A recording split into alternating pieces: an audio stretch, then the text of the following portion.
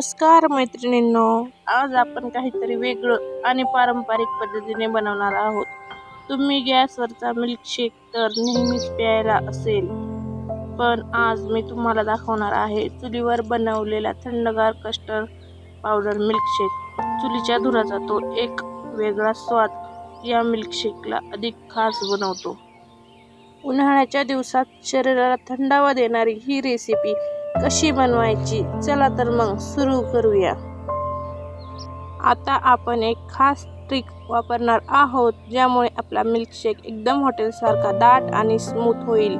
इथे मी मिक्सरच्या भांड्यामध्ये 1 वाटी साखर, 1 वाटी कस्टर्ड पावडर घेतलेली आहे आणि यात आपल्याला अगदी मूठभर असे ड्रायफ्रूट्स घालायचे आहेत.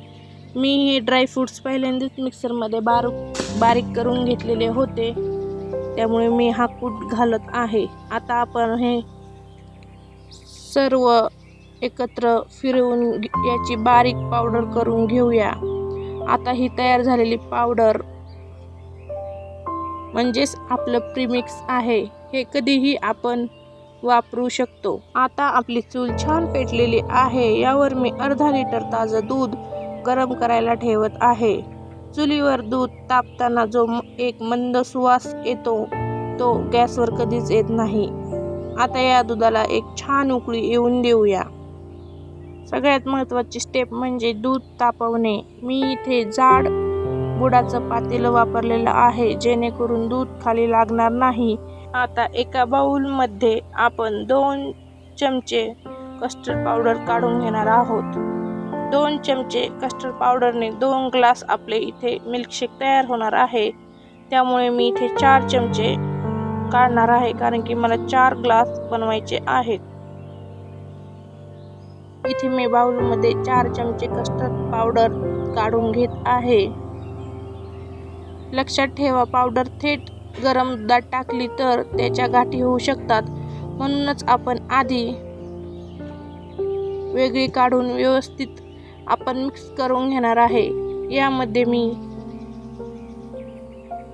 मी 2 ते 3 चमचे दूध घालणार होते, पण माझं दूध शिल्लक नाही राहिलं, त्यामुळे मी इथे पाणीच घातलेलं आहे, पण तुम्ही यामध्ये दूध घाला. आता हे आपण व्यवस्थित असं मिक्स करून घेऊया. यामध्ये गाठी व्यवस्थित अशा फोडून घ्यायच्या आहेत. याचा रंग आणि सुगंध खूपच छान येतोय, ज्यामुळे आपल्या चुलीवरच्या मिल्कशेकची चव दुप्पट होणार आहे.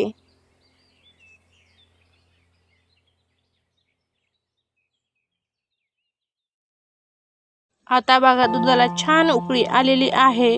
आता आपण यामध्ये तयार केलेली कस्टर्ड पावडर पेस्ट यामध्ये हळूहळू ओतणार आहोत. पहा, किती छान अशी उकळी आलेली आहे. आता यामध्ये पेस्ट आपण हळूहळू ओतून देऊया.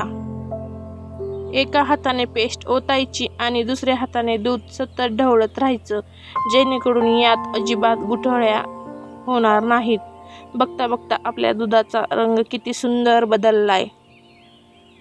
जसं जसं हे कस्टर्ड दुधात मिक्स होतंय, तसा याचा सुगंध घरभर दरवळायला लागलाय. चुलीच्या मंद आचेवर हे मिश्रण शिजल्यामुळे याला एक वेगळाच दाटपणा येतो. आता फक्त 2 ते 3 मिनिटं हे असं शिजून देऊ.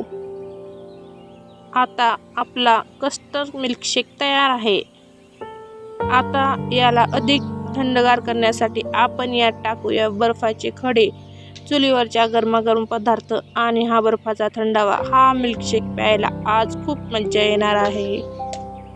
चला, आता हे मिश्रण आपण पूर्णपणे थंड करून घेणार आहोत. झटपट थंडावा मिळावा म्हणून मी यात आईस क्यूब टाकत आहे. उन्हाळ्याच्या सुट्टीत दुपारच्या वेळी असा थंडगार आणि पौष्टिक मिल्कशेक मिळाला की दुसरं काय हवं. लहान मुलांपासून मोठ्यांपर्यंत सगळेच यावर तुटून पडतील. तुम्ही सुद्धा ही रेसिपी नक्की घरी करून पहा.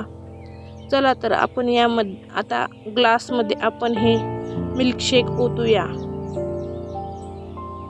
पहा, किती छान आणि दाटसर आपला मिल्कशेक तयार झालेला आहे. तर मंडळी, तयार आहे आपला अस्सल गावरान पद्धतीने चुलीवर बनवलेला थंडगार कस्टर्ड मिल्कशेक, उन्हाळ्याच्या कडाक्यात शरीराला थंडावा देणारी ही रेसिपी तुम्ही सुद्धा घरी नक्की करून पहा आणि कशी झाली होती ते मला कमेंटमध्ये नक्की सांगा। जर तुम्हाला हा व्हिडिओ आवडला असेल तर याला नक्की लाईक करा, तुमच्या मित्रमैत्रिणींना आणि नातेवाईकांना शेअर करा आणि हो, अशाच नवनवीन रेसिपी आणि हटके रेसिपी पाहण्यासाठी माझ्या चॅनलला सबस्क्राईब करायला विसरू नका। पुन्हा भेटूया अशाच एका खास रेसिपीसह। तोपर्यंत मस्त खा आणि स्वस्त राहा। धन्यवाद।